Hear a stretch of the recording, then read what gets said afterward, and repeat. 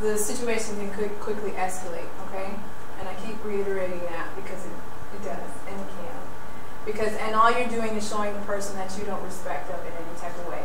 And then you two were probably not here for this, but we talked about all people deserve respect, even the people that annoy you, okay? All right? That's showing mercy. That's showing mercy, right, to someone. Do unto others as you would like to do done to yourself. Okay, use your positive character traits. Okay, use your positive character traits. One of those is humility. Humility.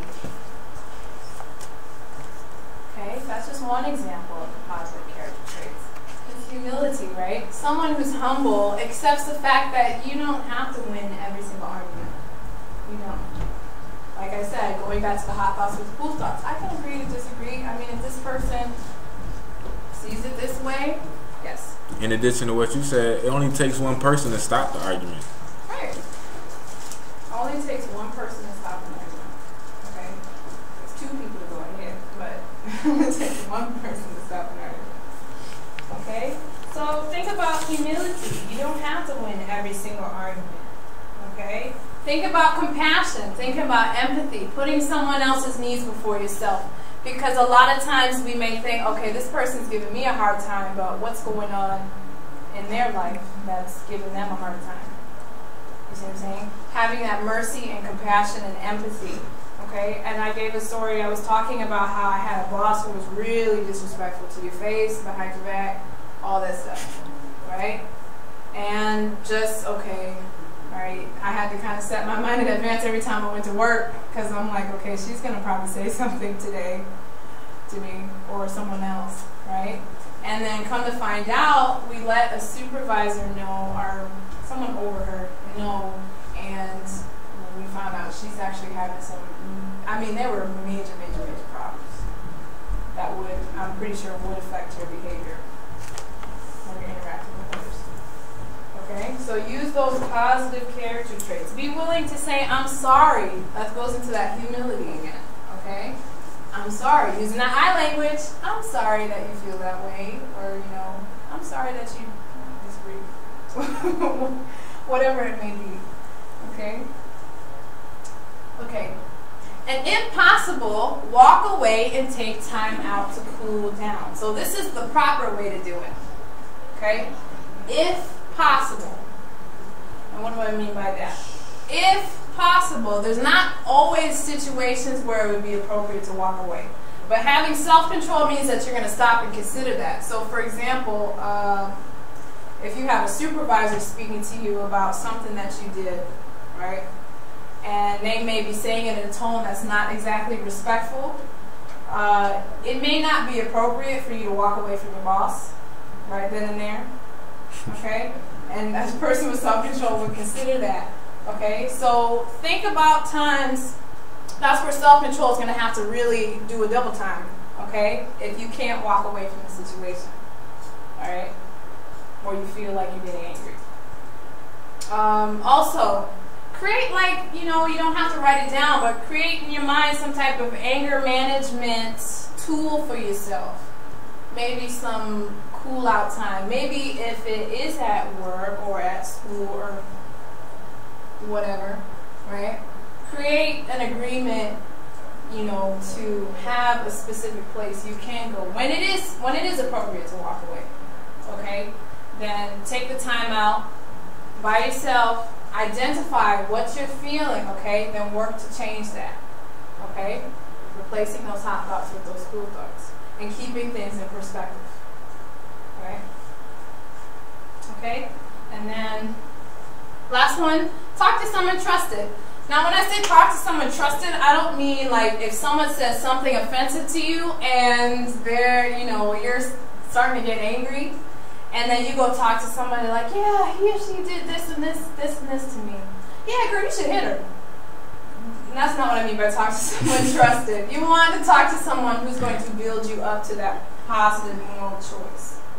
Okay? Not someone who's going to encourage you in an immoral choice. Because really, that's not necessarily a friend or whoever at all if they're doing that, because then they're not considering the harm that you could bring to yourself. So that doesn't mean they really care too much about the harm you may bring to yourself. And I don't know about you, but I probably wouldn't consider that person a friend if they didn't really care. Okay? All right. So remember that. Don't be embarrassed about seeking help from others. Talk to someone. Okay? Someone who's going to give you that positive reinforcement. Okay. Now, before we go to the slide, I'm going to have you guys do something. Okay? We had to cut down the activity and kind of change it since we didn't have everybody show up today. But, yeah, it was kind of...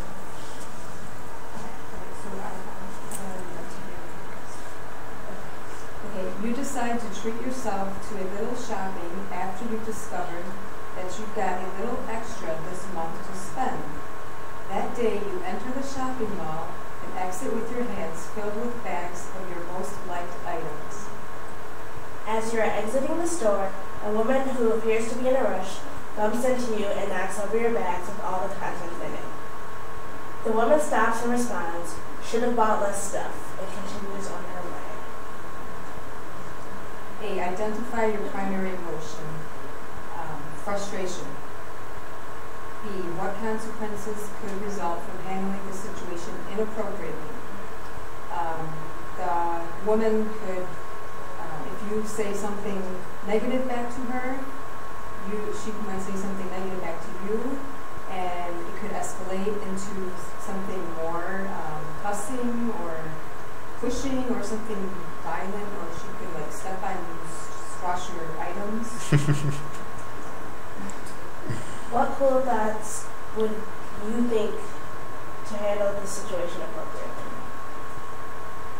You could think, I'm not going to make this a big deal, plus I just bought a bunch of cool stuff, so even though it's on the floor, eventually it's going to be home with me and I've got new stuff today.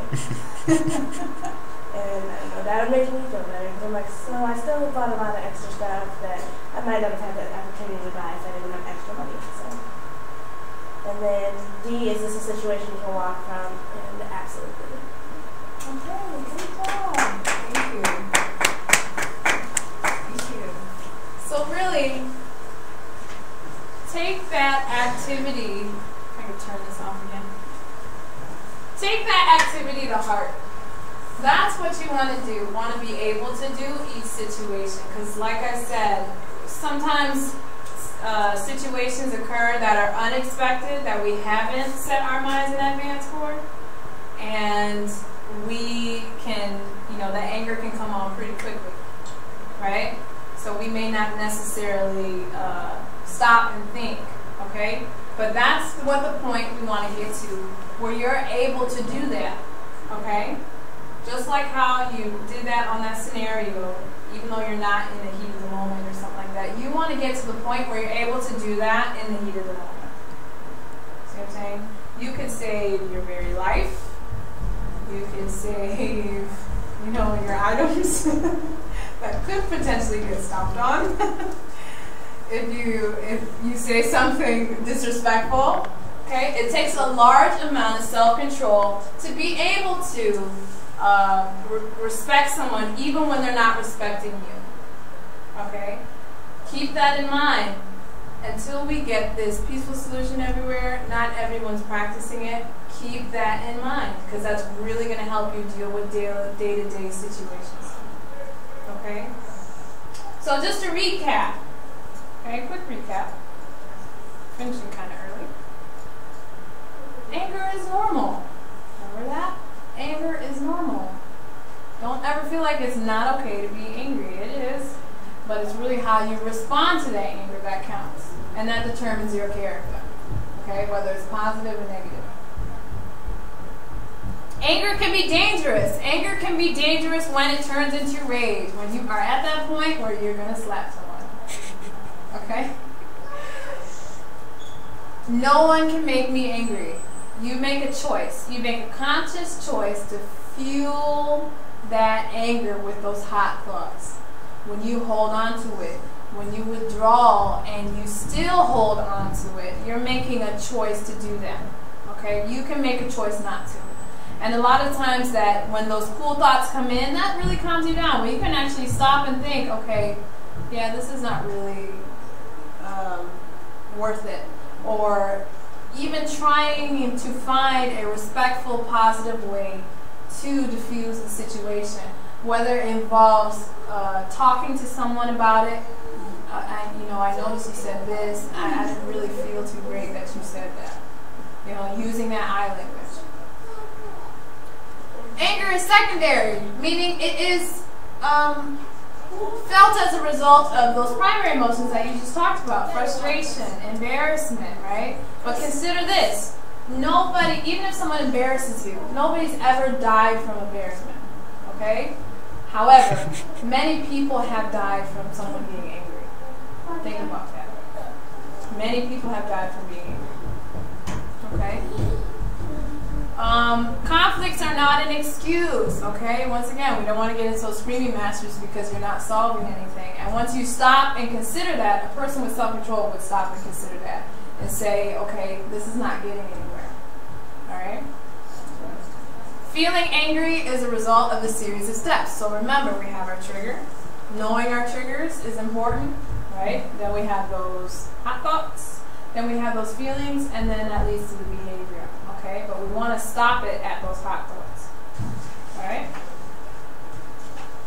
And then the last one, I can handle my anger. Yes, you can. You know you can do it. You can handle your anger. Okay? You have the power to control those hot thoughts. You have the power to control what comes in and what goes out. Okay? What you harbor, what you hold on to, and what you throw out. You can control that. It may take a little bit extra effort because I think a lot of times we're so used to responding in a specific way, or our peers and the peers around us are used to responding in a specific way. So they may be encouraging you to respond in the same way. So it takes a lot of effort to counteract that. But one thing that you're going to have that your peers don't have or may not have at the time is the knowledge that this is not going to bring any benefit. No one's ever seen any type of benefit come out of some type of conflict. You understand? And with it being, I think the Martin Luther King events are coming up. I think a lot of people will say that he's our hero and things like that. But are we really thinking of what he stood for, right? Just to use that example, he was against the Vietnam War. He was against retaliation. He was against retaliation. Okay, so I mean, if that's really truly our hero too, as these events come up too, remember that. Okay, remember that we've never seen an issue, and look what Martin Luther King did for without any type of retaliation. He was thrown in jail and all that, right? Okay, same thing with Mahatma Gandhi. Did the whole British Empire and not even a fist was raised. Right? So it is possible to have peace when you remember that retaliation is not going to get you anywhere in any form. Okay? Okay. Alright. So that's pretty much it. And once again, I encourage you all to continue to practice that STOP acronym. Okay? What's that STOP acronym? What's it? Remind me. Stop, think, options, proceed. Okay, think of that. Your attitude determines what your life's path will be. The choices that you make today may affect you adversely. You alone have the power to choose between wrong or right. If you choose the wrong path, it could take away your life.